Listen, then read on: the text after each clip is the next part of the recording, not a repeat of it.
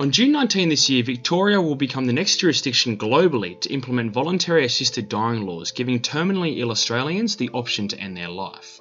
Despite its growing support, some professionals believe that Australia must increase its investment in palliative care services before even considering voluntary assisted dying. I really do agree that we need to implement palliative care as a first point of call. Palliative care has so much to offer in terms of medicinal support, psychological support, grief support, everything. And there are so many beautiful people out there who are professionally trained in this area and can really offer fantastic end of life care. For medical professionals like Dr. David Leaf, who have experienced firsthand the difficulty of relieving patients of existential suffering, this legislation has been welcomed. In 2003, I saw 2 of my patients die very badly in terms of being in pain and distress with palliative care assistance. Both of those patients, at various stages in their illness, when they were still very competent, asked me to help them die. It frustrated me and saddened me that as a doctor, I wasn't able to offer them that option. Interestingly, it's not just medical professionals that wish to pass voluntary assisted dying laws within Australia.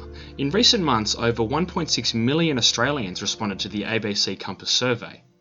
Questioning found that 89% of respondents replied in favour of implementing laws to support voluntary assisted dying within Australia, up from 77% in 2016. Australians deserve to age with dignity and have earned the right to expect the highest standard of aged care services. And in this budget, there is a significant investment of $725 million and a series of new measures to improve the quality and safety of aged care services.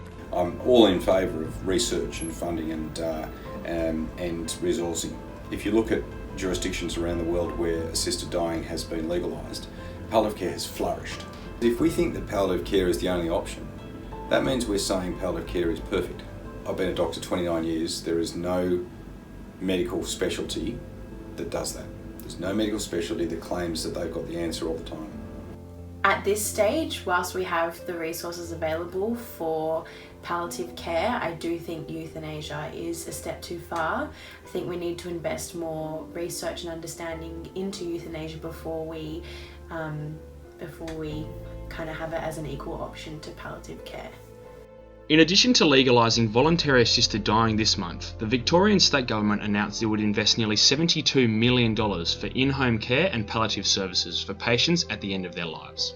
With numerous ongoing parliamentary inquiries in other Australian states and territories, it may not be long before there is a federal push for voluntary assisted dying laws. Tom Scambler, Hive Health News, Sydney.